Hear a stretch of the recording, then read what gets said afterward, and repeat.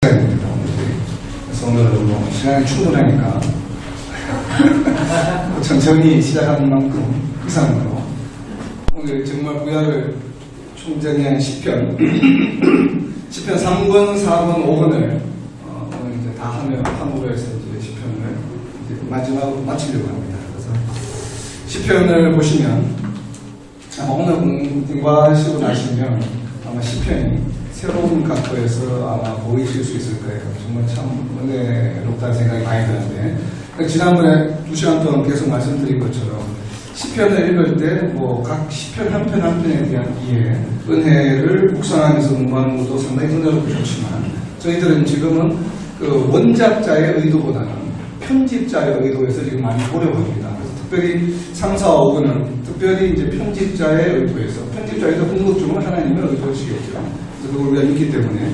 그래서 그런 각도에서 3, 4, 5권이 어떻게 지금 구성이 되어 있는가, 시편들이 배열이 되어 있는가, 쭉 보시면 3, 4, 5권이 하나로 쭉 이렇게 연결이 되어 있습니다. 그래서 이제 하나의 스토리가 나오는데, 그래서 시편을 어떻게 보면 저는 그런 생각이 문득 들었어요. 시편을 보다 보니까 이것이 꼭 뮤지컬 같다.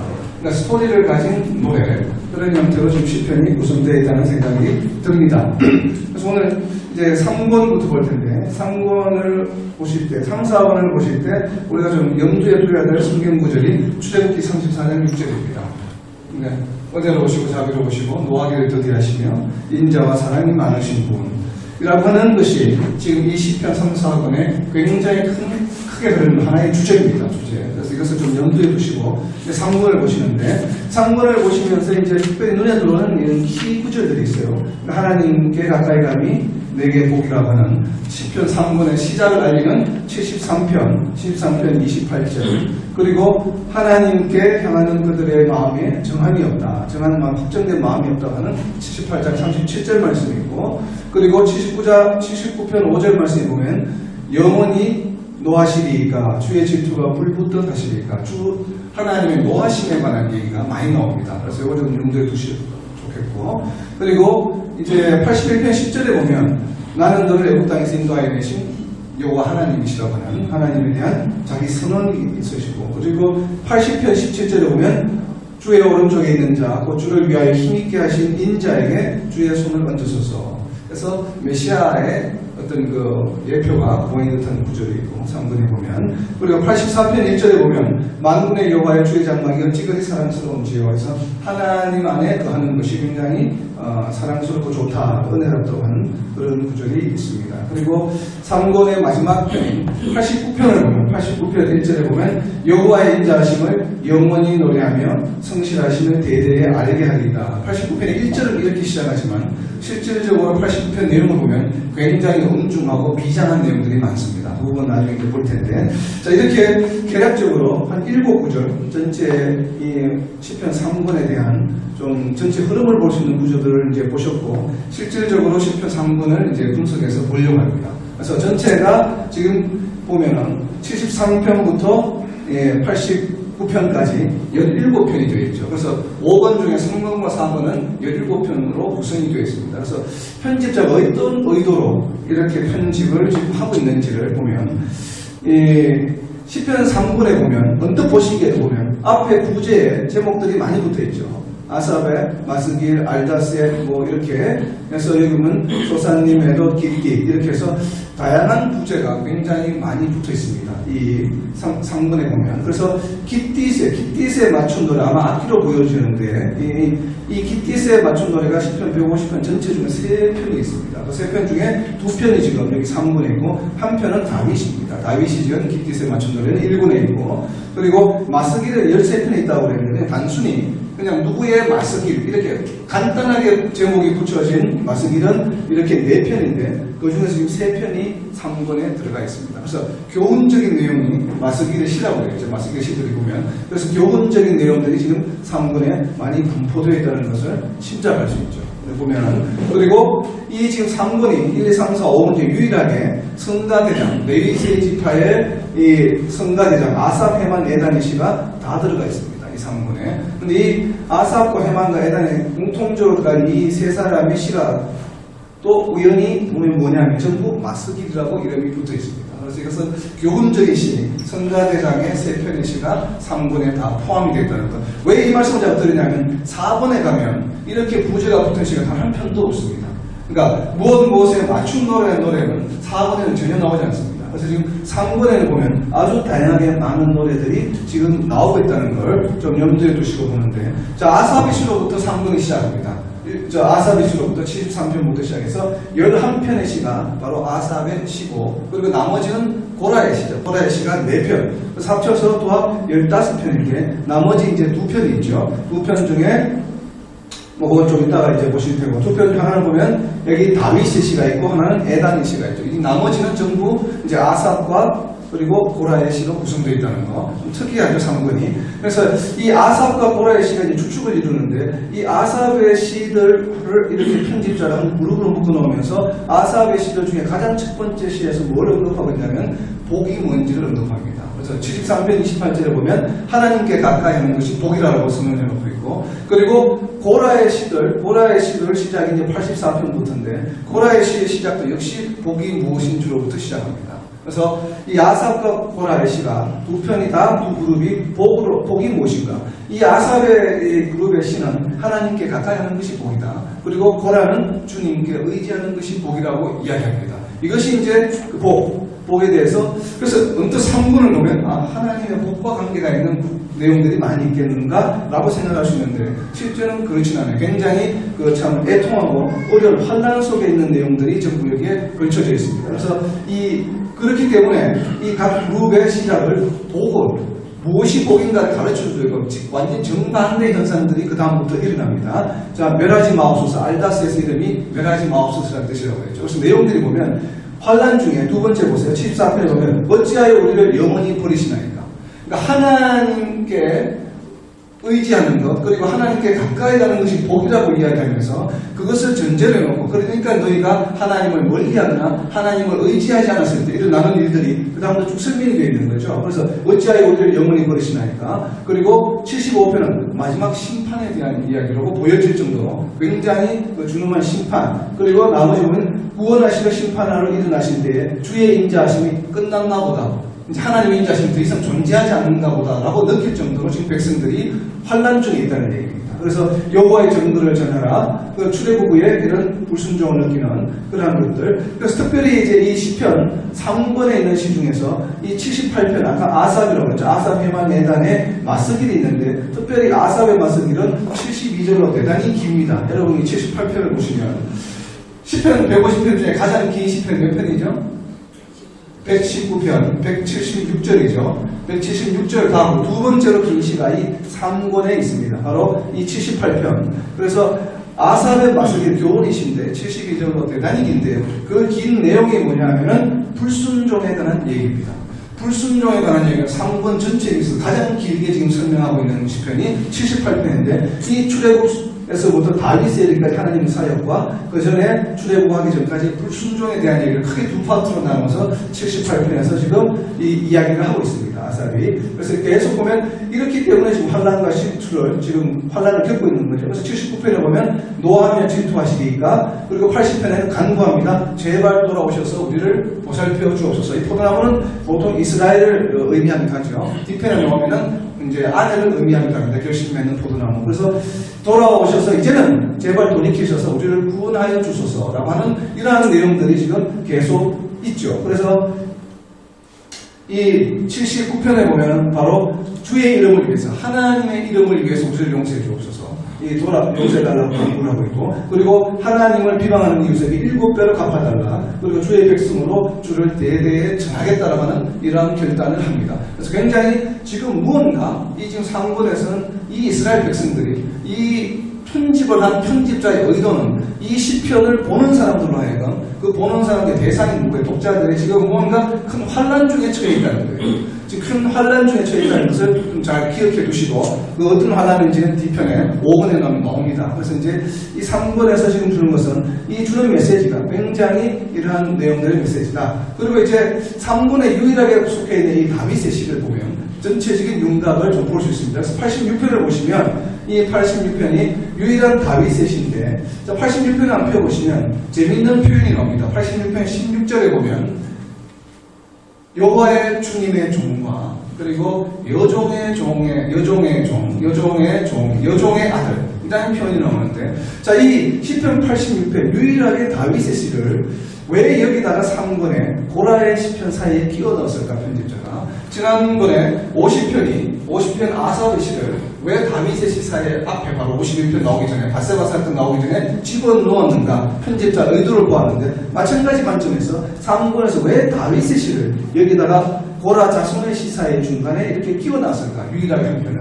그리고 이 다윗의 시 자체가 무엇을 노래하는 시인가를 유심히 살펴볼 필요가 있습니다. 그래서 보면 이 다윗의 시를 보면 이 여종의 아들이라는 표현을 보면, 그래서 어떤 그 해석하시는 분은 여종의 아들을 다윗의 어머니라고 해석하시는 분도 있습니다. 뭐 틀렸다고는 이야기를 하지 못하지만, 그러니까 그것을 여종의 아들이기 때문에, 다윗이기 때문에 다윗의 어머니를 표현한다. 성경 전체를 걸쳐서 다윗의 어머니를 이야기한 적이 단 한 번도 없어요. 그래서 그것은 좀 무리한 해석이 아닌가 생각이 들고, 그래서 이 여종의 아들이라는 표현이 시편 뒤편에 가면 다시 한 번 더 나옵니다. 그 시편 전체를 통해서 2번 나오는데, 근데 뒤에 나오는 것은 어떻든 간에 여기서 보면 NIV의 주석에 보면 NIV에는 made servant, son of made servant라고 나오고, 우리 지금 번역한 건 동일하게 나오고, 실제로 히브리서 성경에는 아마 faithful son, 신실한 아들이라고 해석하기도 합니다. 그래서 이것이 어떤 경로를 거쳐서 번역이 NIV나 우리 개혁개정에 여종의 아들로 번역이 되는지 모르겠지만, 아무래도 우리 개혁개정은 히브리 원어 성경을 따르기 때문에 히브리 원어 성경에 아마 여종의 아들이라는 표현은 가까운, 정확하지는 않지만 유사한 표현이기 때문에 아마 번역을 그렇게 한 것으로 유추가 됩니다. 그래서 이것을 가정하면, 여종의 아들이라고 하는 표현이라고 만약 가정한다면, 과연 이 시편 86편은 누구에 관한, 무엇에 관한 사건에 관한 이야기인가를 우리가 짐작할 수 있습니다. 자, 다윗이 자기가 이야기할 때 여종의 아들은 다윗의 어머니이거나 다윗의 아내이거나 둘 중에 하나죠. 자, 다윗의 어머니라고 생각하는, 해석하는 경우도 있고, 만약에 다윗의 아내라고 생각한다면 누구일까요? 바세바. 그렇죠. 바세바의 아들을 구원하여 주소서라고 지금 기도하는 거예요. 이러한 사건 짐작되는 게 있죠. 사무엘하에 바세바의 아들을 아주 밤을 새워서 기도하며 울부짖으며 하루 종일 괴로워하며 기도했던 장면이 있습니다. 그렇죠? 바세바와의 사이에 태어난 아들이 죽을 병에 걸렸을 때. 그러니까 짐작이, 그러면서 86편을 처음부터 다시 읽으면 3절에 그런 얘기가 나옵니다. 86편 3절에 보면 하루 종일 기도했다. 울며 애국하며 기도했다. 근데 짐작이 되는 거죠. 아, 그 사건을 말하는구나. 그리고 5절에 가면 내가 죄를 뉘우친다. 다윗이 지은 죄는 거의 없어요. 다윗이 지은 죄는 바세바 죄 외에는 없습니다. 물론 세상에 조그만 죄들이 있지만, 이렇게 밤을 새면서 통곡하면서 기도하면서 회개하는 장면이 나오는 것은 바세바 사건 때밖에 없죠. 지금 사무엘 하를 들어서 사울에 쫓겨다닐 때도 크게 그렇게 밤을 새면서 회개할 기도를 할 내용은 없었습니다. 그러나 지금 보면 이 86편의 앞부분을 보고, 지금 86편에 다시 16절의 여종의 아들이라고 하는 것을 바라보면, 그리고 86편 1절에 보면 자기 자신은 다윗이 어떻게 표현하냐면 가난한 자요 궁핍한 자라고 이야기합니다. 다윗이 어떻게 가난하고 궁핍하다는 게 왕인데, 마음이 영적으로, 이것이 지금 산상수훈의 첫 번째 복하고 연결되어 있죠. 마음이 심령이 가난한 자는 복이 있나니. 그래서 지금 자기 자신의 신적 상태가, 영적 상태가 아무것도 없는 상태, 너무나 죄로 인하여서 지금 마음이 낭망해 있는 상태. 그래서 본인을 가난하고 궁핍한 자라고 지금 표현을 하고 있고, 3절에서 밤을 새워서 지금 기도하고 있고, 5절에 보면 죄를 뉘우치고 있다. 그리고 16절에 여종의 아들이란 이 키워드들을 조합해보면 아마도 바세바의 사건 사례에서 태어난 아들이 죽을 병에 걸렸을 때 한 기도가 아닌가. 그러니까 환난 중에 자기가 살아가는 이제 가족, 그 다음 아들이 죽을 어려움과 곤란에 처해 있을 때 기도하는 기도. 그러니까 백성들이 어렵고 환난 가운데 처해 있을 때 하는 기도의 모습에 어떤 다윗의 기도의 시기 때문에 여기에다가 포함시켜 놓았지 않는가. 그래서 3권 전체가 바로 이러한 백성들이 환난과 어려움과 시련을 당하는 데 관련된 시들로 이 3권이 전체가 구성되어 있다라고 지금 보는 거죠. 그렇게 보는 겁니다. 자, 그렇게 해서 보면, 그리고 또 한편 이제 시편 150편 중에 세 번째로 긴 시가 바로 이 89편입니다. 이 89편을 보면 더 기가 막힙니다. 89편을 보면 아까 89편 1절은 대단히 우호적이고 좋은 은혜로운 말로 시작을 하지만 89편의 38절을 한번 보시면 아주 충격적인 구절이 나옵니다. 89편 38절을 보시면 우리가 지금까지 전혀 알고 있지 않던 하나님의 모습을 묘사하고 있습니다. 38절에 하나님께서 노하셔서 어떻게 하셔요? 기름 부은 자를 버리셨다. 기름 부은 자까지도 노하셔서 버리시는 분이 하나님이시다. 우리가 알고 있는 자비롭고 은혜로우신 하나님이신데 이 89편의 1절은 굉장히 좋은 말로 시작했다가 중간에 접어들면서 그것도 지금 이 마스기의 교훈의 시기다. 에단이 머라리 후손이 한 이 에단 52절로 세 번째로 긴 시입니다. 10편 150편 중에 전체가. 자, 두 번째로 긴 시와 세 번째로 긴 이 마스기의 두 시가 다 3권에 있어요. 지금 교훈적인 메시지 주기를 원하는 겁니다. 상당히 많은 분량이. 그래서 89편을 보면 여기에는 인자하심과 성실하심을 간구하는 시예요. 인자하시고 하나님께서 인자하셨으면 좋겠다. 성실하시면 좋겠다. 나에게 구원해 주신다는 말씀, 그 말씀을 지키시는 성실하신 하나님이시면 좋겠다. 라고 하는 이 3권 전체의 흐름은 굉장히 지금 힘들고 어려운 상황입니다. 여기서 하나님을 바라보고 간구하는 내용들 시절로 전체가 지금 구성되어 있다는 전 흐름이 3권의 시가 이제 그렇게 되어 있다는 걸 보시면, 그래서 이제 이 89편을 보면 쭉 분석해 보면 언제까지입니까? 이 시련과 환란이 하나님께서 우리를 버려두시고 구원하지 않는 이 상황이 언제까지 가겠습니까? 라고 하는 것이 바로 89편의 언제까지니까 마지막 시입니다. 77편과 89편에 보면 공이 언제까지니까 표현이 굉장히 많이 등장을 합니다. 그래서 보면 인자하심은 언제까지인가? 77편에 보면 하나님을 기억하니 근심하다. 여기에 보시면 2절에 환난을 내가 주를 찾아서는 거절당했습니다. 하나님께서 자기를 찾는 자에게 복 주시고 상 주시는 분이신데 지금 이 상황 3권에서는 하나님을 찾아서 주를 찾아서 나아갔는데 하나님이 어떻게 하셨어요? 거절하셨어요. 그러니까 이 낭망함이 백성들의 낭망이 얼마나 심각했냐는 거예요. 거의 바닥까지 내려간 상황이에요. 그래서 과거에 내가 찾아갈 때마다 받아주시고 용서해 주셨던 하나님을 기억하니까 너무나 이 상황이 근심스럽다. 내가 나아갔는데 거절을 당했다는 거예요. 그래서 마음이 심령이 상합니다. 지금 뭐라고도 사전에 표현하는 굉장히 심각한 표현입니다. 77편 4절을 보면 나를 하나님께서 잠을 자지 못하게 만드셔요. 눈을 붙여주시지 않는다. 너무 괴롭고 힘들게 하는, 계속 괴롭고 힘들게 하는 표현이 나오고, 그래서 8절에 고백합니다. 도대체 하나님의 인자하시면 이제는 영원히 끝났나 보다. 다시는 인자한 상태로 하나님께서 돌아오시지 않는가 보다. 그래서 9절에 보면 베푸실 은혜를 이제는 잊으셨나 보다. 이렇게 심각하게 지금 시편 기자는 하나님을 노래하고 있습니다. 그래서 시편 11절부터 20절까지는 옛적에 하신 기이한 일을 낮은 소리로, 다시는 이제는 하나님께서 우리를 위해서 기적을 일으켜 주실 것 같지 않기 때문에 지나간 옛적에 홍해의 기적으로부터 시작해서 많은 우리에게 베풀어 주신 기이한 일들, 은혜 주셨던 일들을 뭐합니까? 이제는 낮은 소리로 되뇌이기만 합니다. 지금 어렵고 힘든 상황에서. 왜? 하나님께 나아가지 못해요. 왜? 이미 거절당했기 때문에. 나아가봐야 들어주시잖아요. 그러다 보니까 혼자서 묵묵히 뭐예요? 그냥 옛날에 이렇게 하여 주셨죠 하고 그냥 묵상만 하고 있는 겁니다. 이 낮은 소리로 되뇌인다는 말을 영어에서 보면 메디테이트, 묵상한다고 되어 있어요. 그러니까 이제 절망이 아무것도 없다 이거예요. 이 시편 기자의 77편은. 그래서 이 77편에 이어서 89편을 아까 보신 것처럼 내가 인자하심과 성실함을 대대에 알릴 것이다. 그래도 지금 1절과 2절에 이렇게 시작을 하지만 그 다음부터 나오는 것들은 하나님 제발 다윗과 맺은 언약을 맺으셨던 것을 기억하여 주옵소서. 지금 이야기하는 거예요. 지금 그리고 여호와의 능력에 대해서 이야기하고 있고, 자, 의와 공의가, 하나님은 의로우시고 공의로우신 분이지 않습니까? 내가 이렇게 아들에게 핍박을 지금 받고 있었어야 되겠습니까? 이 얘기를 사실 하나님이 어떤 분이신지를 지금 상기시키려고 노력하고 있는 겁니다. 지금 시편 기자가 에단이. 그래서 보면은 하나 외우시면 좋아요. 하나님의 보좌의 기초가 뭐라고요? 하나님의 보좌의 기초가 뭡니까? 의와 공입니다. 이걸 외우셔야 되는 거는 조금 있으면 왜 외우셔야 되는지를 알 수 있습니다. 자, 하나님의 보좌의 기초는 뭐라고요? 의와 공입니다. 의와 공. 자, 이것을 하나님께 지금 시편 기자가 이야기하고 있는 거예요. 하나님께서 이야기하시는 것이 아니라 지금 이걸 제발 좀 하나님께서 기억하시고 돌아와 달라고 하는 간절함입니다. 다윗과 맺으신 언약을 굳게 지키신다고 하셨는데, 그런데 38절 아까 보시면 노하셔서 기름 부음 받은 자를 버리셨다. 기름 부음 받은 자는 누굽니까? 다윗이요. 유대인들을 말하는 거죠. 유다라를 망하게 하신 거죠. 지금 다윗에게 맹세하신 그 전에 인자하심이 지금 어디 있나이까? 하나님께서 이렇게 다윗에게 그렇게 네 자손으로 하여금 왕위가 계속 이어질 것이라고 이야기하셨는데 지금 그 인자함이 어디에 있습니까? 라고 지금 시편 기자가 이야기하는 겁니다. 그래서 성경학자들은 이 89편을 솔로몬 마지막 무렵에 남북으로 갈라지면서 드디어 무너지는 그 장면을 보고 시편 기자가 지금 이 시를 썼다라고 추적을 합니다. 내용상을 봐도 그렇게 보입니다, 실질적으로. 그래서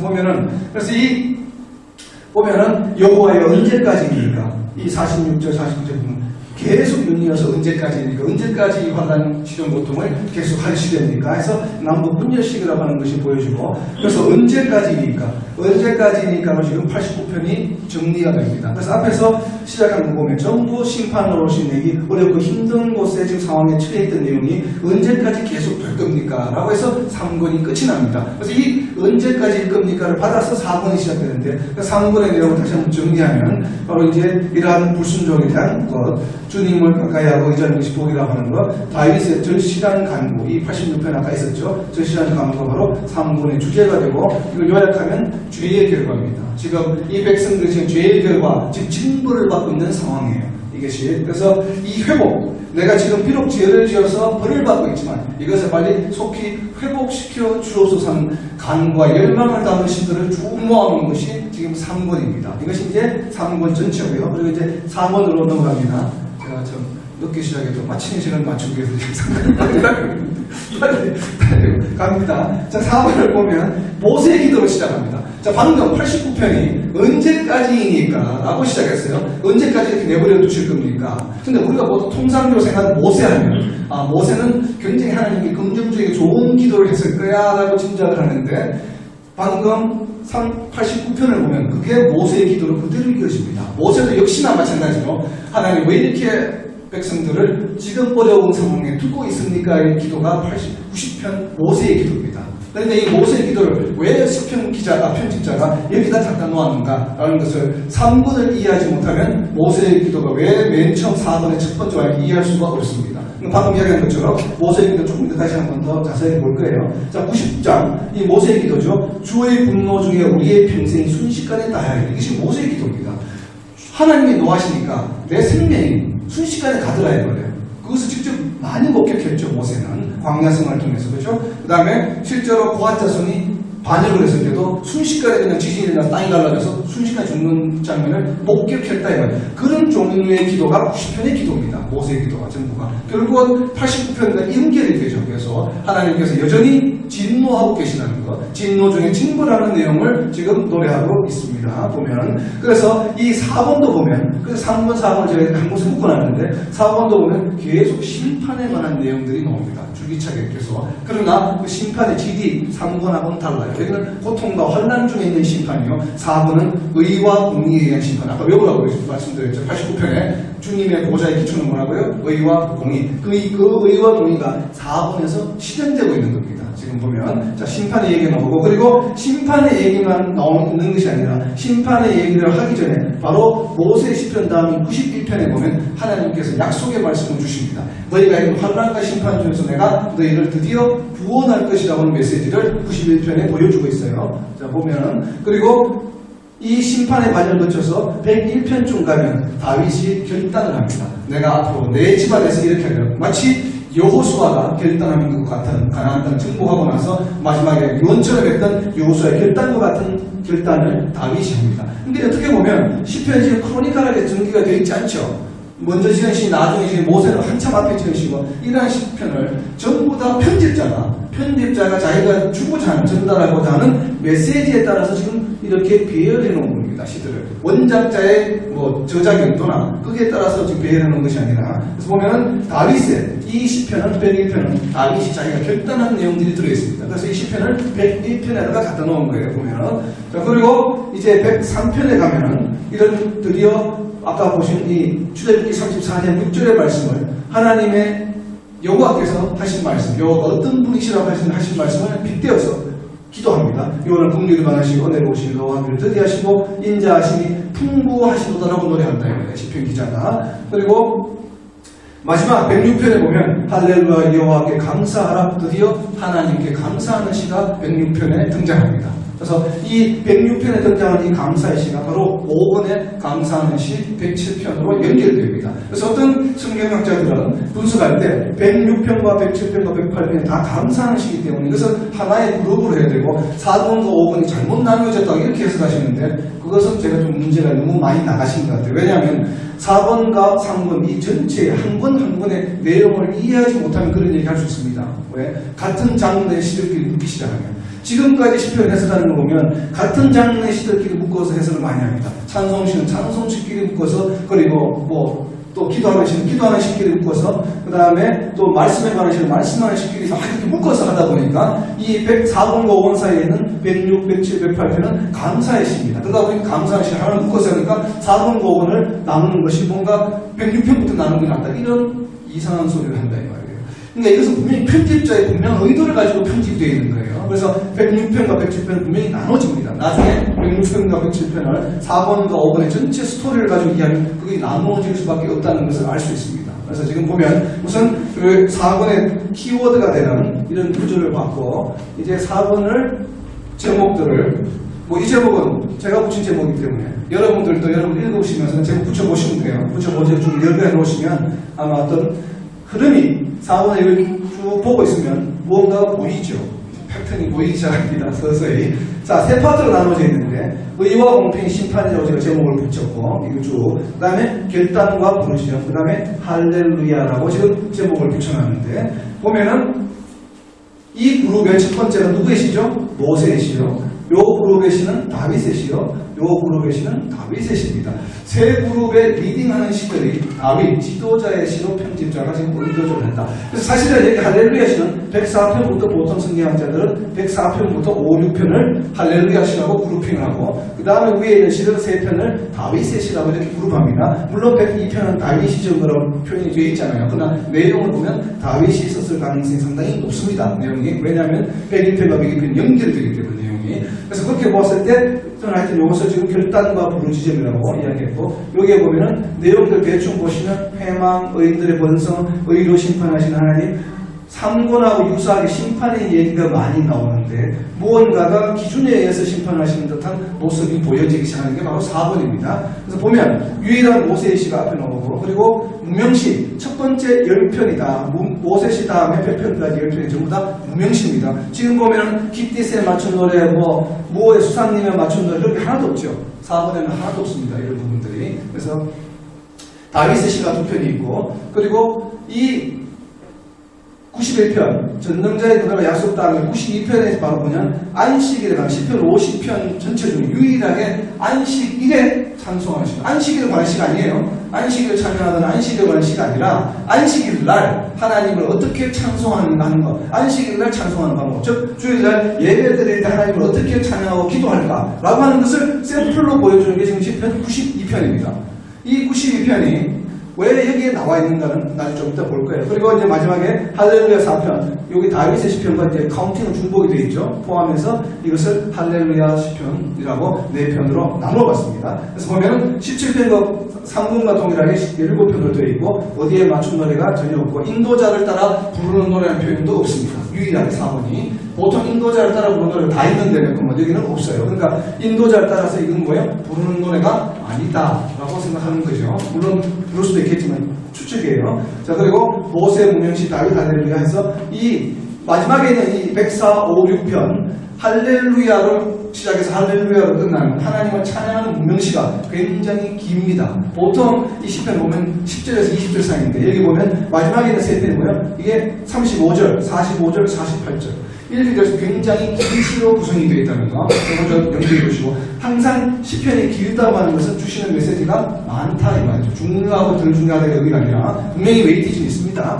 보면 내용이 많기 때문에 자, 첫 번째 나와 있는 하나님의 사람 모세에 관한 시인데 이 모세에 관한 시들을 보시면 우리가 흔히 생각했던 그런 모세의 시는 아니라고 이야기했죠. 그래서 모세의 기도 90편 그리고 이 모세의 기도와 대칭이 되는 4번의 마지막 시가 106편입니다. 이 두 개를 한번 비교해 보려고 해요. 이 비교하면 재밌어요. 보면 자 모세의 기도가 보면은 첫 번째 1절이 대대에 우리 거처가 되십니다. 이렇게 이제 영원히 우리가 하나님의 우리가 안식처여야 되고 피난처가 된다는 아주 좋은 말로 이렇게 가는데 3절부터 뭐예요? 사람을 티끌로 돌아가게 하시고 5절에 보면 진노로 홍수처럼 노아의 홍수 사건을 언급합니다. 그리고 우리의 나를 올바로 계수할 수 있는 지혜를 얻게 하고 왜? 우리가 언제 죽을지 모르겠대요. 하나님이 노하신 일순간 우리 생명을 앗아가시는 존재라는 거예요. 그렇기 때문에 우리가 살아야 될 날이 얼마나 될지를 알 수 있는 지혜를 달라고 지금 강구합니다. 모세가 얼마나 답답했으면. 왜? 내일 죽을지 금방 하나님 마음만 먹으시면 언제든지 죽게 하기 때문에 그런 의미로 우리의 나를 올바로 계수할 수 있는 지혜를 주소서. 그리고 불쌍히 여기소서.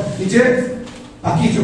인자하심으로 일생 동안 즐겁고 기쁘게 하소서. 지금 기쁘지 않아요. 지금 환난 중에 있어요. 어쨌든 빨리 인자하신 하나님으로 되돌아오셔서 나를 이제는 인자하심으로 일생 동안 즐겁고 기쁘게 하소서. 이것이 지금 모세의 기도입니다.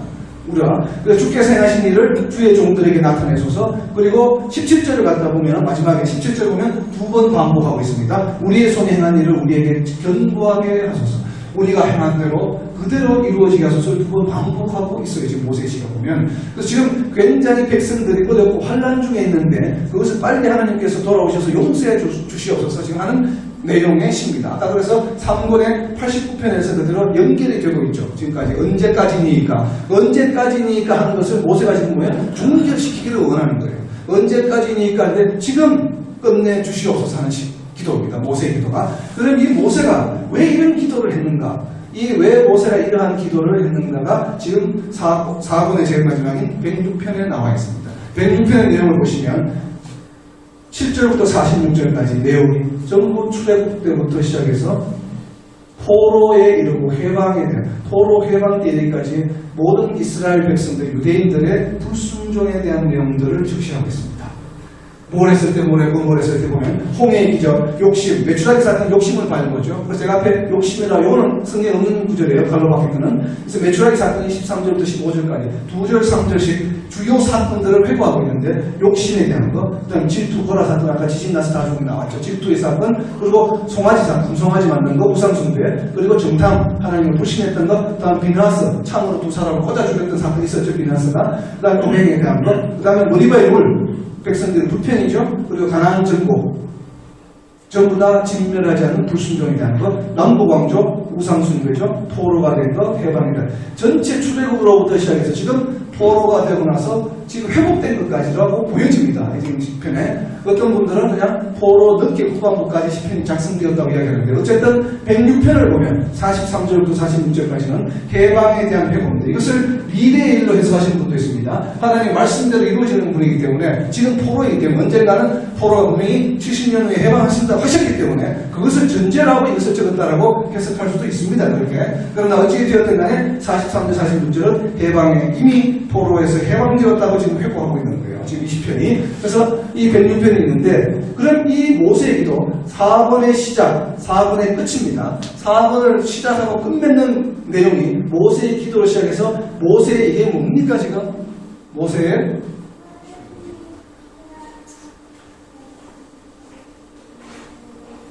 자, 여기 보면 이 서로 연관관계가 있죠. 여기도 영원부터 영원까지 주는 하나님이다. 그래서 여기는 43절에서 48절에서 영원부터 영원까지 하나님을 찬양하겠다고 하는 영원부터 영원까지 하는 큰 공통어가 나오고 방금 말씀드린 이 모세의 기도가 이 지금 시편 4권을 여는 90편과 106편의 상관관계가 모세의 기도가 이게 지금 뭐예요? 모세의 체험이죠. 모세가 겪었던 바로 모세가 왜 이렇게 지금 기도하고 있습니까? 이 사건 때문에 지금 이렇게 기도하고 이 사건 때문에 지금 이렇게 기도하고 있는 거죠. 지금 하나님 나라의 백성들에 대해서 인자하시면 용서하여 주옵소서 지금 기도하는 거예요. 돌아오셔서 뭐 했을 때 이렇게 음행을 저지르고 이렇게 불순종하고 되들었을 때 지금 그 얘기를 끝에서 지금 이야기하고 있죠. 모세의 체험이자 바로 모세가 이렇게 기도하는 이유를 106편에서 설명하고 있습니다. 그래서 이 106편이 다시 5권으로 이어지는데 5권으로 여전히 아직까지는 이 불순종에 대한 아직도 해결책이 안 생겼죠. 106편까지 왔는데도 여전히 우리를 구원하시고 우리를 구원해달라고 지금 노래하고 있습니다. 그래서 이것이 이제 5권으로 넘어가면서 이제 이것이 나중에 해결되는데 이건 조금 더 5권에 보시고 자, 두 번째 바로 이렇게 모세의 시 바로 다음에 뭐가 나오냐면은 이 심판과 환난 중에 있는 백성들에게 91편이 마치 오아시스의 오아시스가 아니고 사막의 오아시스처럼 말이 급하니까 거꾸로 나옵니다. 오아시스 속에 사막이라고 사막 속의 오아시스처럼 자 하나님의 약속을 줍니다. 91편이.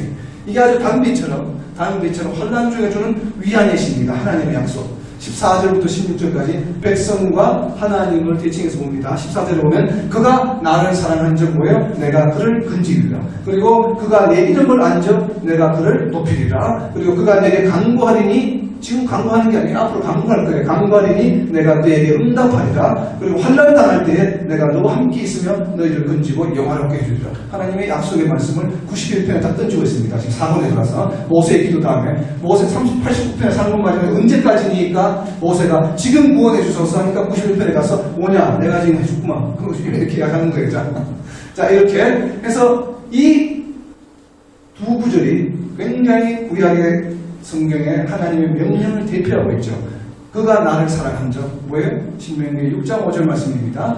너희가 나를 목숨을 다하여 뜻을 다하여 온 힘을 다하여 나를 사랑하라. 그리하면 뭐예요? 나를 건져주실 것이다. 그가 내 이름을 안 적 여호와가 하나님이심을 안 적 내가 높이리라. 뭐예요? 잠언에 있죠. 3장 6절 말씀에 범사의 여호와를 인정하라. acknowledge입니다. 여기에 14절에 있는 안적은 acknowledge예요. 노가 아닙니다. 영성에 보면 acknowledge. 잠언 3장 6절에도 acknowledge죠.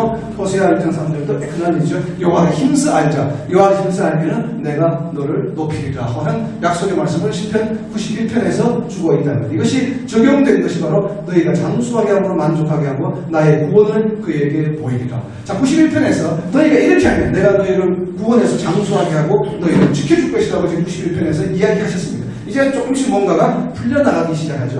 그래서 이것이 바로 심판 가운데 하나님께서 우리에게 주시는 언약입니다. 약속의 말씀. 희망을 주시는 거죠. 성도의 구원에 관한 메시지를 지금 이 시편 편집자는 91편에 배열해놓고 있죠. 그리고 바로 연이어서 뭐라고 있습니까?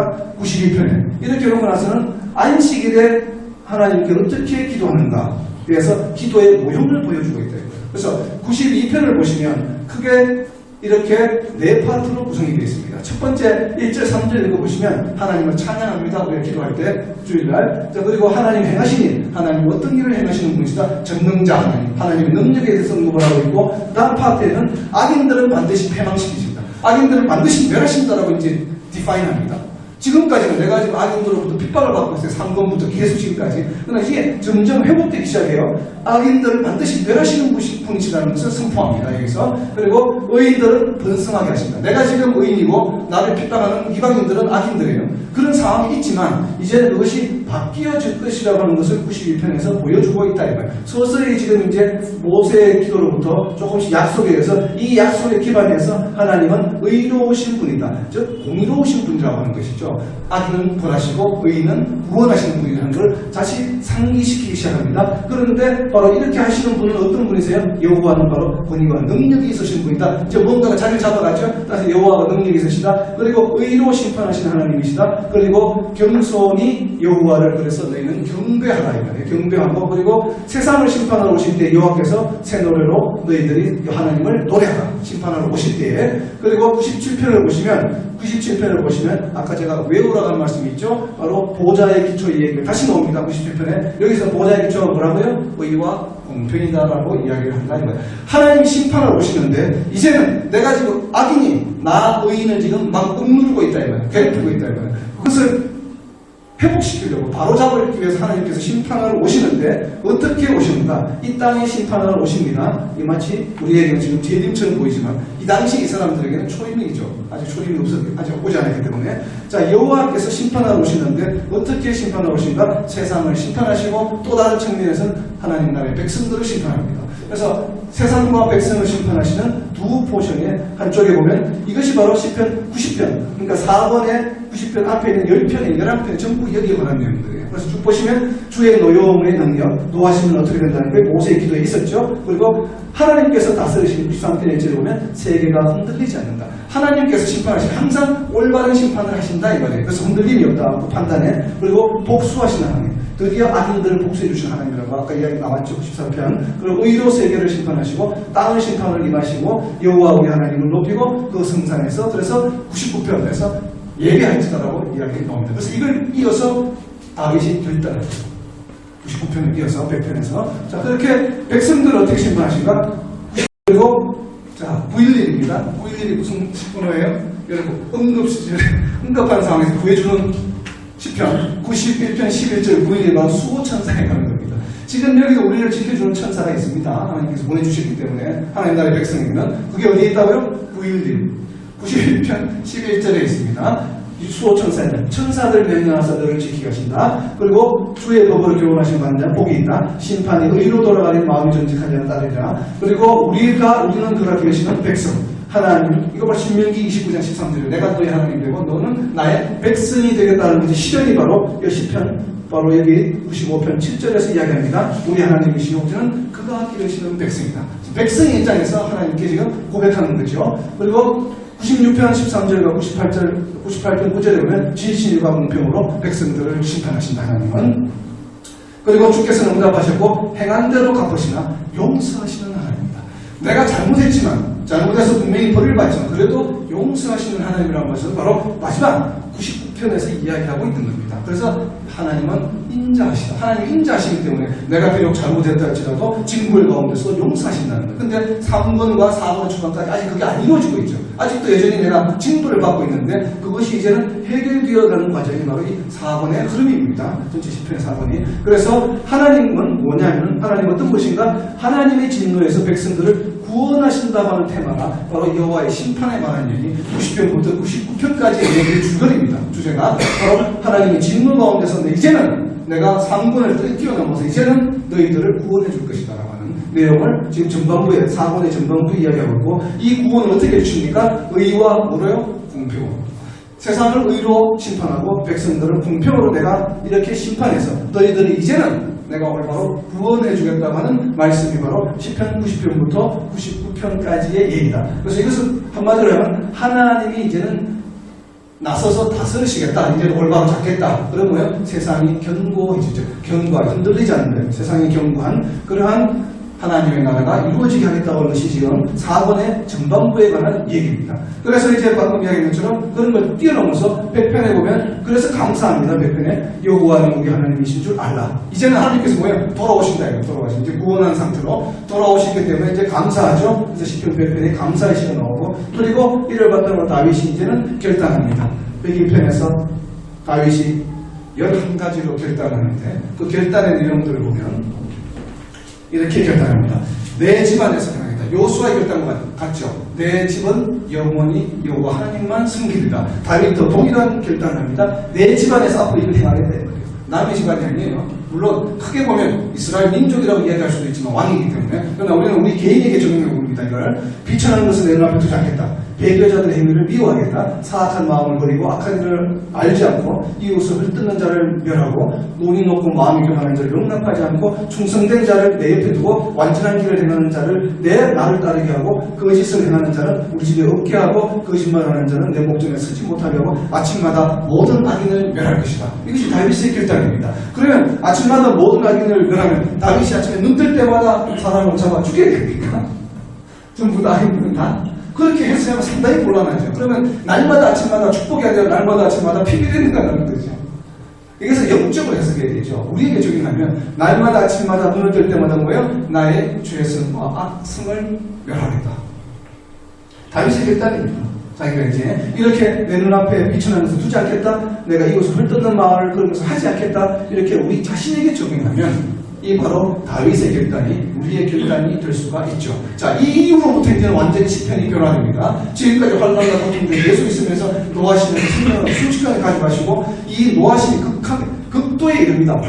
88편, 89편에 보면 88편은 아까 3권의 마지막에 두 개 있는 마스길 두 시편 교훈 시가 하나는 해만이와 하나는 에단이죠. 해만의 시에 보면 하나님이 얼마나 심하게 징벌을 하셨는지 나와 있습니다. 징벌에 아주 극도에 달하는 징벌을 88편에서 이야기하고 89편도 마찬가지예요. 그런 것들이 지금 이제 4권에 오면서 회복이 되어가죠. 그래서 우리가 완전한 마음으로 바로 지도자죠. 그리고 가정의 제사자. 이러한 마음으로 우리가 결단을 해야 됩니다. 그래서 다윗의 결단이 우리의 결단이 되어야 이제부터는 회복되는 역사가 일어납니다. 그래서 창조의 사역과 돌아보시면 정말 아름다운 시편이 나옵니다. 104편에 보면 드디어 이제는 환란이 창조의 사역인데 하나님께서 들풀을 만드시고 비를 주시고 뭐 하시고 짐승을 가축을 들에 있는 무슨 짐승을 만드시고 먹이를 주시고 이런 돌보시는 과정이 104편에 아주 장황하게 길게 창조의 사역과 돌보심에 대한 얘기가 나옵니다. 드디어 이제 하나님께서 뭐야? 인자하신 우리를 용서해 주시고 구원해 주신 하나님의 모습으로 지금 돌아오죠. 그것을 뭐야? 할렐루야로 찬양하고 있는 시편 마지막 세 개가 104편, 105편, 106편 굉장히 긴 시 35절, 45절, 48절로 이루어져 있다. 이거예요. 시편 기자는 이것을 이제 여기 4번의 마지막 부분에 하고 있습니다. 그래서 언약을 이루시는 하나님. 이제는 드디어 아까는 언약이 분명히 다윗의 후손을 왕에게 준다고 했는데 굉장히 멸하실 것처럼 3번과 4번 초반에 계속 진굴하셨다니까. 이제는 뭐야? 이제 드디어 언약을 새롭게 기억하시고 회복시키셔서 이제는 언약을 이루시는 하나님을 내가 만민 중에 알게 할 것이다 라고 하는 고백이 나오는 거죠. 그리고 106편 마지막에 보면 바로 불순종 역사의 회고와 인자하심. 여기도 동일하게 아까 106편에 미리 보셨죠? 모세 특권과 나중에 볼 때 이 불순종의 역사를 쭉 회고하고 있는데 실제 핵심은 뭐냐면 이스라엘 백성이 이렇게 애국부터 이렇게 포로 해방 때까지 불순종했는데도 불구하고 하나님은 여전히 뭐예요? 용서하시고 사랑하신다는 것을 강조하기 위한 시가 바로 이 106편입니다. 그래서 하나님은 인자로우신 분이라는 것으로 4번의 결론을 맺습니다. 그래서 인자하신 하나님으로 나옵니다. 이게 할렐루야 시편 4편이. 그래서 불순종에 대한 인자하심, 그리고 창조사역과 돌보심, 굉장히 자상하신 분, 그리고 언약을 반드시 이루시는 신실하신 분이라는 것을 4번에서 이제 회복합니다. 4번의 마지막에. 그래서 이 4번을 요약하면 이렇게 쭉 심판으로 감사하고 불순종에 대한 용서, 그리고 창조사역으로 창조사역의 돌보심이 있고, 그리고 언약은 반드시 성취된다는 것. 자, 언약은 어떻게 된다고요? 반드시 성취된다는 걸 기억해야 됩니다. 5권에서 이걸 하려면 5권에 이 말이 나오기 때문에 언약이 성취된다. 바로 언약을 성취하신 분이요. 창조의 사역. 창조하신 것을 반드시 돌보시는 분이시다. 들풀도 돌보시고 가축도 돌보시는데 그러면 나는 여전히 돌보신다. 나도. 그것을 강조하고 있는 거죠. 창조 사역이 지금. 아니 들풀도 돌보시고 참새도 돌보시고 하시는데 하물며 나는 하나님께서 선택하신 우리 유대 백성은 하나님의 성도는 돌보시지 않겠는다는 거죠. 창조사이고 바로 그 언약, 내가 지켜주겠다고 하는 언약이 반드시 성취된다는 것으로 4번이 이 결론을 맺습니다. 이제 5권은 이제 마지막 5권에 넘어가면 5권에는 이런 행하신 기적과 방금 4번의 마지막이 바로 뭐죠? 언약을 지켜주시고 돌아오시는 건데 그래서 107편의 시작이 바로 뭐냐면 행하신 기적과 인자하시는 감사로 시작합니다. 자, 이러니까 106편과 107편 나눠지는 게 맞죠? 연결돼서 감사하는 시니까 106, 107편은 하나로 묶어서 여기서부터 5권 합시다. 이러면 안 된다 이 말이에요. 내용적이야. 그렇죠? 이게 여기서 분명히 여기에 이어서 이렇게 함으로 선하심이 인자하심이 영원함이로다 끝나고 5권에 다시 와서 이제는 3분에서 있었던 이러한 것들이 노하시면서 징벌하시는 하나님의 내용들이 모세의 기도를 통해서 그 다음에 지나가면서 공의와 의와 공평으로 심판하시는 하나님, 그리고 창조 사역에 의해서 돌보시는 하나님, 인자하신 하나님은 이제 회복이 돼서 제자리로 돌아오셨다. 하나님께서 우리에게 돌아오셨기 때문에 그 이 모든 것에 대해서 행하신 것에 대해서 그 감사하는 것이 바로 5권의 시작입니다. 그래서 5권은 감사와 찬양의 시들로 가득 차 있습니다. 5권은. 그래서 이러한 내용을 보면 자 이렇게 해서 감사하고 그리고 마지막 150편에 보면 찬양하는데 호흡 있는 자는 다 찬양하고 하듯이 이 10편, 150편 중에 마지막 5편은 할렐루야 시라고 그러죠. 저는 분류하는데 한 편을 더 넣어서 145편부터 다윗의 시부터 시작해 6편을 할렐루야 시로 저는 분류를 했습니다. 보면 바로 찬양, 어디에서 무엇을 어떻게 누가 이런 형태의 구조로 지금 마지막 5편은 그렇게 찬양을 노래하고 있습니다. 그런 부분들이 나중에 좀 이따 볼 거예요. 자 보면은 그리고 110편에 보면 자 기억해 두세요. 110편이 뭐예요? 메시아의 통치와 심판에 대한 얘기가 직접적으로 언급합니다. 예수님이라는 얘기는 안 하지만 메시아에 대한 오실 분에 대한 심판을 오실 분에 대한 얘기가 나옵니다. 아주 단도직입적으로 직접적으로 언급하고 있는 유일한 시편이기도 합니다. 이것이. 그래서 시편 150편이 많은 부분들이 예수님에 대해서 이야기를 하고 있지만 특별히 직접적으로 메시아에 대해서 언급하고 있는 시편이 바로 이 110편입니다. 그래서 50편에 대한 이야기가 왜 여기 나오는지는 나중에 목차를 보면 이해할 수 있어요. 자, 여기 하여튼 키 구절로 이런 게 있다는 거. 그리고 120편 보면 시온의 포로를 돌려보내실 때 꿈꾸는 것 같았다. 나와 있죠. 포로 회복됐죠. 그래서 자, 꿈꾸는 것 같았다 이야기하고 있습니다. 여기서. 그리고 120 하늘에 계신 주여 눈을 들어 주께 향하나이다. 123편 1절. 자, 그리고 131편 2절에 보면 내 영혼으로 고요하고 평온하게 하였다. 내 영혼이 지금 평온한 상태에 있다 이 말이에요. 자, 이러한 내용들이 지금 보면 평온하고 화평하고 좋은 얘기들만 5권에 가득 차 있죠. 이러한 내용들로 구성이 되어 있습니다. 그래서 그런데 137편에 보면 이렇게 좋고 아름답고 화평하고 평온한 내용들이 쭉 있는데 뭔가 중간에 하나 이상한 게 들어가 있어요. 137편에 보면 바벨론의 여러 강변 거기에 앉아서 시온을 기억하며 울었도다. 바벨론 포로로 끌려가서 강가에 앉아서 울었다 이 말이죠. 이 장면이 나오죠. 그래서 바벨론 사람들이 야 노래해봐 하나님 불러봐 이러니까 그것을 수금을 나무에 걸어놓고 한탄하는 메시지가 바로 이 노래입니다. 이게 왜 5권 전체 중간에 불쑥 들어가 있는가 하는 것은 좀 이따 볼게요. 기억해 두세요. 110편이 바벨론, 137편이 바벨론 포로의 애환을 그리고 있는 시가 하나 들어가 있다는 거. 전체 5권에 44권 중에 이게 하나 들어가 있습니다. 지금. 그 나머지 시들은 다 하나님을 찬양하고 좋은 시들이죠. 126편 1절 행위가 온전하여 여호와의 율법을 따라 행하는 자들은 복이 있다. 복받는 이런 이야기들로 가득 차 있다는 5권 보시고 자 이제 5권의 구조를 봅니다.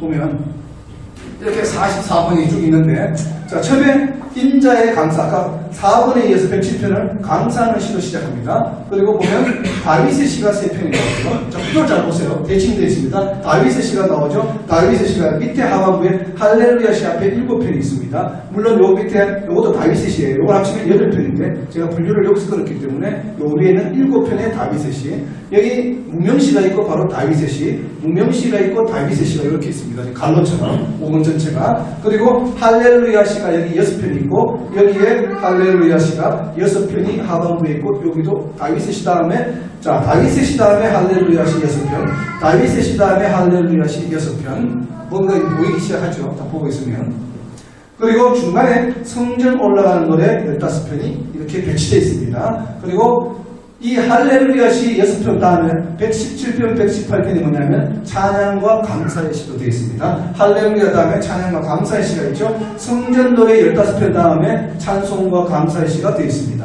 뭔가의 테마, 주제를 가지고 노래한 다음에 그 다음에 마무리를 뭐라 합니까? 찬송, 찬양과 감사를 하고 있고 성전 노래 시 15편 끝에 찬양과 감사의 시도 정리를 하고 있습니다. 그 사이에 여기 아까 들어가 있죠. 하나다. 그렇죠? 바벨론 강변의 시가 하나 딱 들어가 있죠. 그리고 자, 이 감사에 이어 107편이 106편의 감사의 시인데 이 감사가 무슨 감사입니까? 그동안 우리를 내버려 두셨다. 징벌하시고 계속 힘들게 하셨는데 이제는 회복하셔서 우리를 구원해 주시는 오는 것으로 감사해서 감사하는 거죠. 그러니까 그 다음 소재는 뭡니까? 이제 어떻게 그것을 회복시켜요? 하나님께서 대적들을 멸하십니다.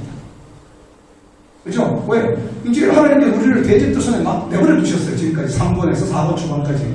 그래서 그것을 모세의 기도를 통해서 그 다음에 쭉 해서 회복이 되셔서 이제는 하나님께서 이제는 너희들 구원하러 내가 다시 왔다 해서 돌아오는 것을 지금 5권 시작해서 감사했죠. 그럼 그 다음 액션이 뭐예요? 하나님께서 이제는 구원하는 행위를 하셔야 되죠. 실제적으로. 그 행위가 바로 뭐예요? 나를 억압하고 있는 대적들을 누르시고 무찌르는 내용들이 다윗의 3편의 시에 이 2편의 시가 바로 그 내용입니다. 대적에게 응징하는 시가 이제 회복되는 거죠, 실질적으로. 그리고 그것을 뭐예요? 심판에 대한 바로 이 대적들을 응징하는 것을 누가 합니까? 대적들을 응징하는 것은 누가? 메시아가 하신다.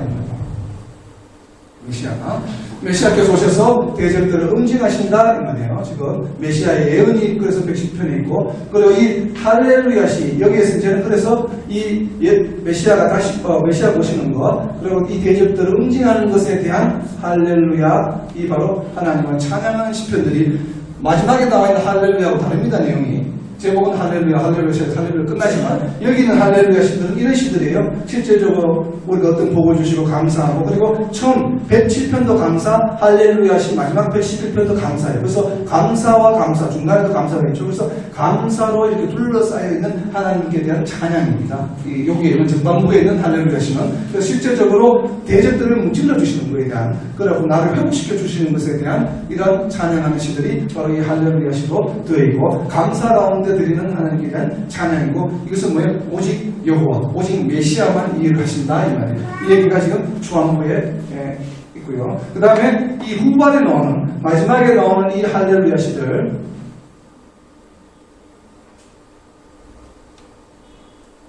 여기 이제 안 되죠.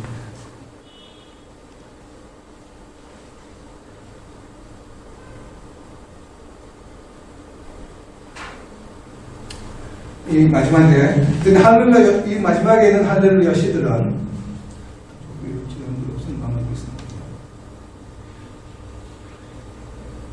어쨌든, 요건 넘어가겠습니다. 그러면. 할렐루야 시들을 보면 똑같아요. 아까 이야기한 대로 5가지 찬양하는 시들로 되어 있습니다. 누가 어떻게 무엇을 찬양하는 시들로 되어 있고, 그리고 지금 요 바로 찬양하는 시 앞에 있는 다윗의 시들을 한번 보세요. 다윗의 시들이 지금 7편이 이렇게 되어 있는데, 강하게 하시는 보호하시는 주께 전심으로 감사하고 영원한 길로 인도하소서. 그리고 뭐요? 하나님은 공의롭게 하시고 공의롭게 심판하시는 여호와여, 악을 행하지 않게 하소서. 나를 건지소서. 그리고 주의 진실과 의로 내게 응답하소서. 그리고 마지막에 여호와를 하나님으로 삼는 백성은 복이 있다. 여호와를 하나님으로 삼는 백성은 복이 있다예요. 그러니까 너희가 하나님을, 여호와를 하나님으로 삼으라는 얘기예요. 지금 삼지 않을 가능성이 상당히 농후한 거예요. 지금 이게 왜 그러냐면, 이 지금 시편 기자가 이야기하는 바로 이 다윗의 시들, 이런 종류의 다윗의 시들 여기다 모아놓은 이유는 바로 이 시편을 읽는 사람들의 대상이 누군가면, 누구겠어요? 대상이 핍박을 받고 있는 사람들, 지금 여호와 하나님을 인정하지 않으려고 하는 가능성이 대단히 높은 사람들, 그리고 하나님께서 도와주셔서 구원해 주기를 원하는 사람들, 어떤 사람이에요? 지금 포로 생활 가운데 있는 사람들이라고 추정이 됩니다. 거기에 대한 증거가 어디 있어요? 바로 앞에 있잖아요. 바로 앞에. 포로 생활에 대한 애환을 그린 시가 137편에 나오는 이유입니다. 여기. 이 시가 나오고 이 포로 생활을 지금 하고 있는 백성들에 대한 위로의 시입니다. 다윗의 시들이 이어지는 7편이 전부 다 포로된 백성들의 희망과 소망을 주는 시다 이 말이에요. 이 다윗의 시대의 마지막에 이것이 시편 150편의 마지막을 장식하고 있습니다. 그러면 시편 150편 전체가 누구를 향한 시예요? 포로 생활 속에 있는 환난과 시련 속에 있는 되는 것이라고 하는 것이 추정이 되죠. 그래서 이 시편 편집은 포로 생활 이후에 귀환 이후나 그 무렵에 시점에 편집이 되지 않았겠는가라고 좀 추정을 합니다. 이 시편 전체 구도를 보면. 그래서 이거는 바로 뭐냐면 바로 억압과 핍박과 곤란 중의 백성들에게 주는 위로의 시편들입니다. 그 다윗의 시들이 바로 뭐예요? 그들에게 위로를 해주고 그들에게 뭐예요? 소망을 주는 거다. 지금 5권 전체가 그렇죠. 메시아 사상 그러셔야 돼요. 전체가. 그리고 여기서 이제 중요한 바로 이 포로 생활의 애환을 앞두고 있는 그 바로 앞에 뭐가 나와 있냐면 성전에 올라가는 노래가 15편이 비열이 되어 있다. 이 성전에 올라가는 시편들을 보면 내용들이 어떤 거냐면 실제로 성전에 올라가는 시는 120편 솔로몬의 시밖에 없죠. 자, 나머지 전부 뭐야? 시온. 하나님, 시온산에 올라가는 거예요. 하나님께로 나아간다. 성전에 올라간다는 의미가 하나님께로 나아간다. 내 자신을 하나님께 보여준다는 의미예요. 속이고 싸움을 거는 자들로부터 보고 그리고 지켜주실 것이. 이게 15편 중에 지켜주실 것이라는 얘기가 많이 나옵니다. 그리고 이제 주를 바라보니 은혜를 베푸소서.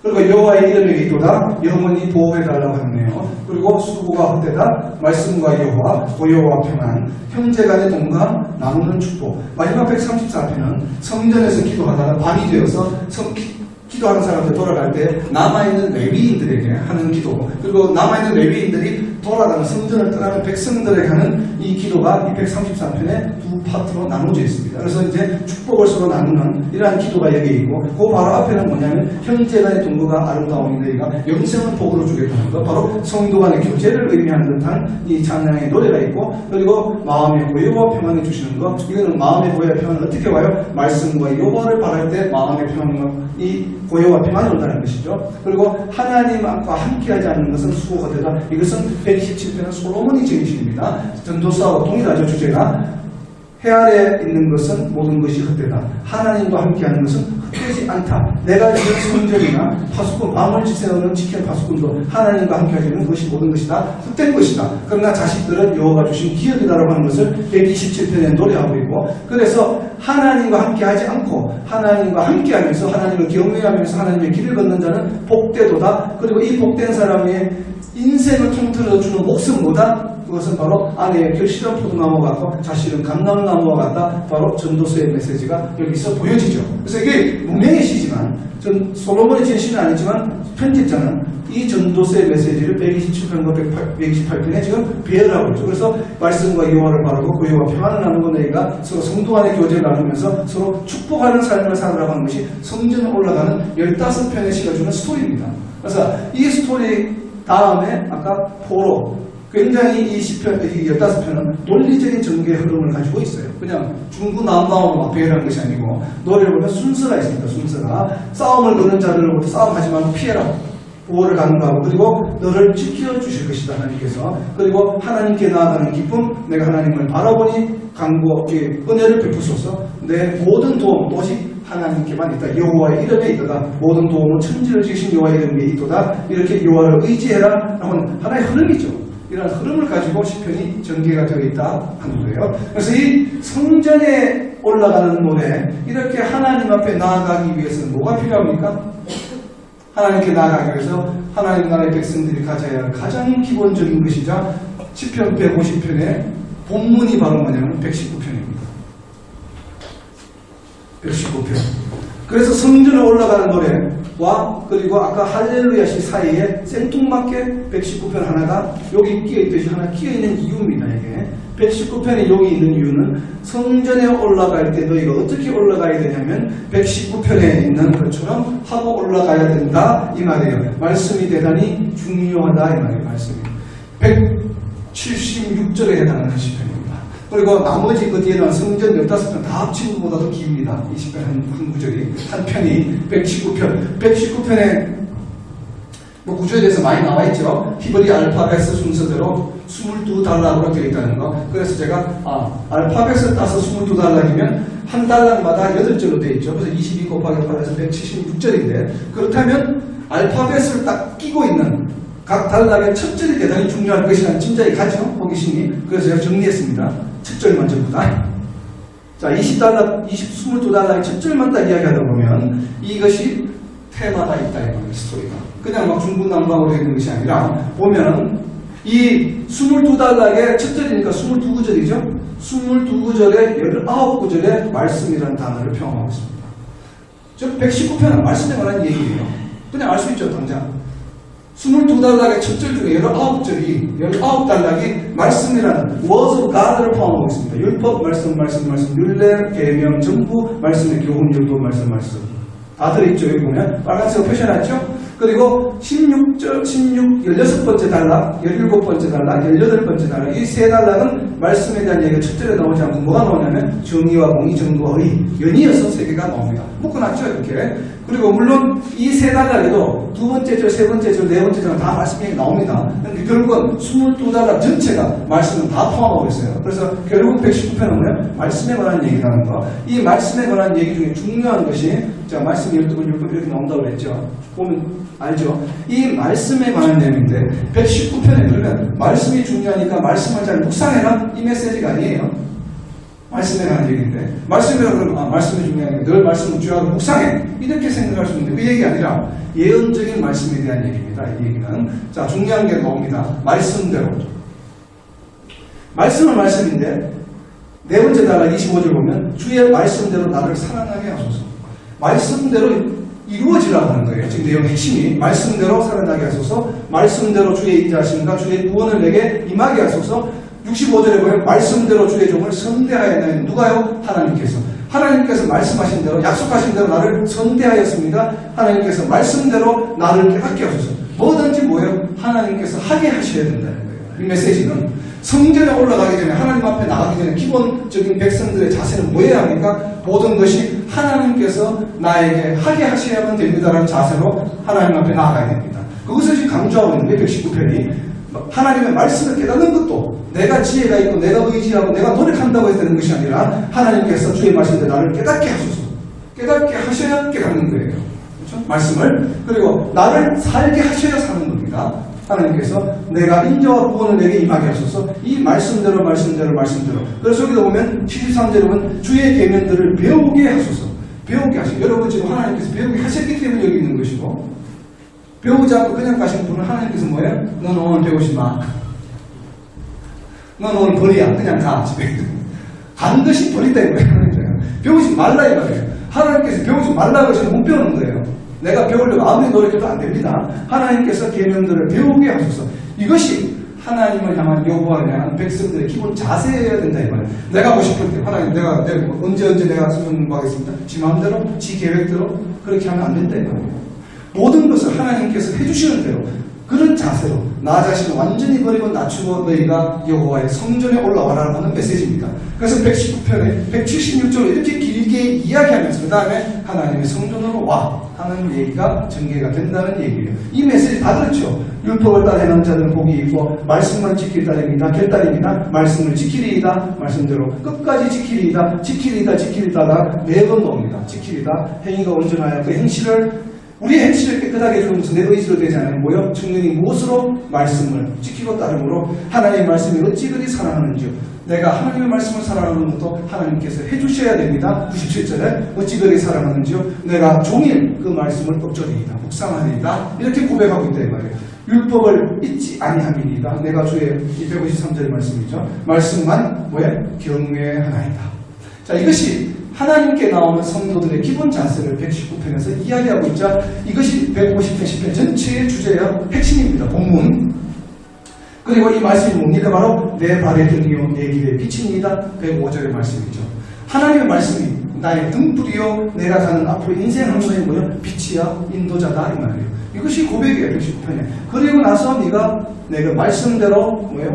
하나님의 말씀을 경외하고 사랑할 것이다. 그렇게 해서 네가 하나님의 성전 내 앞에 나와라 라고 하는 이 메시지는 오늘날 우리에게 주는 메시지겠죠. 뭡니까 우리에게 오늘? 이건 하나님과의 교제의 방법이고 예전에는 이스라엘 민족은 억압과 핍박과 곤란 중의 백성이지 지금 우리는 뭐야? 물질에 대한 욕심, 탐욕, 욕심, 갈등, 걱정, 근심 모든 것이 우리 성도들에게 주시는 하나님의 메시지다 이거예요. 시편이. 그래서 뭐예요? 우리를 위로하시고 환난 중에 우리에게 소망을 주시는 것이 바로 이 시편이 주는 메시지다. 그래서 시편은 우리 성도들에게 주는 뭡니까? 위로와 소망이에요. 소망. 근데 그 핵심이 뭐예요? 어디에 있어요? 119편에 있죠. 하나님이 함께하시고 하나님의 말씀대로 우리가 행할 때에 우리가 하나님께로 나아갈 수가 있다 이 말이에요. 그래서 메시아가 오시고 그래서 결국은 이 시편은 포로 귀한 이유라고 저는 봅니다. 개인적으로는 정리가 끝에 되었다. 무엇과 더불어서? 말라기와 더불어서. 말라기를 통해서 하나님께서 채찍질 하시면서 한편으로는 시편을 통해서 위로하시면서 소망을 주셨다. 그리고 나서 침묵하셨다가 거기에 대한 익스큐션으로 언약의 성취가 됐죠. 아까 4번에 언약의 성취가 뭐가 있었습니까? 예수님께서 오셨다 이겁니다. 이것이 시편이 주는 의미다. 영적인 의미라는 거예요. 그래서 우리가 침묵기에 들어가기 전에 하나님께서 말라기만 주신 것이 아니라 채찍질 하시는 것만 준 것이 아니라 거기에 더불어서 시편으로 우리를 위로하시고 소망을 주셔서 400년 동안 너희가 열심히 하나님 말씀을 묵상하면서 주님만 바라보면서 아까 이야기했던 메시아 110편에 의한 메시아를 기다려라 그랬는데 메시아가 다음 주에 오시죠. 마태복음으로. 다음 주가 아니라 마태복음이거든요. 그래서 시편과 복음서가 연결되는 겁니다. 그래서 시편에서 바로 그 희망, 소망 주시는 것에 따라서 예언에 따라서 언약 성취가 일어나는 것이 예수님. 이 당시에 시편을 읽는 사람들에게는 메시아가 오시는 것이었지만 우리는 알죠. 그 메시아가 예수님이라는 것. 이제는 우리에게 주시는 오늘날 영적 메시지는 뭡니까? 예수님의 재림이죠. 이제는 시편을 우리가 읽을 때 예수님의 재림에 대한 소망을 가져야 됩니다. 소망을. 그래서 요한 계시록으로 이어지겠죠. 요즘에는. 어찌되었든 시편 기자의 이 시점을 고려하면 바로 메시아, 복음서로 이어지는 것이 바로 시편이다. 그래서 시편은 구약을 총정리하면서 말라기와 더불어서 복음서로 연결해주는 브릿지 역할을 하는 것이 바로 시편이라고 저는 정의를 합니다. 그래서 하나님과의 교제에 관한 얘기요, 바로 기도와 찬양이 시편을 이루고 있다라고 하는 것이에요. 자, 이제 마지막을 보면 그래서 이 하나님의 말씀, 주야로, 그래서 1장 2절에 주야로 말씀을 묵상하는 자가 복이 있다. 그리고 19편에 가면 10편 19편을 보세요. 10편 19편을 보시면 말씀의 역할에 관해서 나와 있죠. 그리고 거기다가 100을 더하면 119편 말씀에 관한 겁니다. 그죠? 119죠. 119. 아까 수호천사는 911이었지만 우리나라는 119죠. 119. 우리의 수호천사는 뭡니까? 119 말씀입니다. 911의 수호천사가 119로 결론이 납니다. 119편이 우리의 수호천사다. 하나님의 말씀대로 살아가는 그것을 바로 하나님을 의지하고 주야로 묵상함으로 하나님을 의지하게 하는 이 시편의 의미가 있다. 그래서 이걸 이제 보시면 시편의 주체 복 있는 자 이러면서 보시고 자 예수님의 이름을 선포합니다. 우리의 119 되시는 하나님의 말씀을 깊이 묵상하시면서 은혜로운 한 해가 되시기를 한 해가 되기를 또 이번 주가 되기를 주님의 이름으로 선포합니다.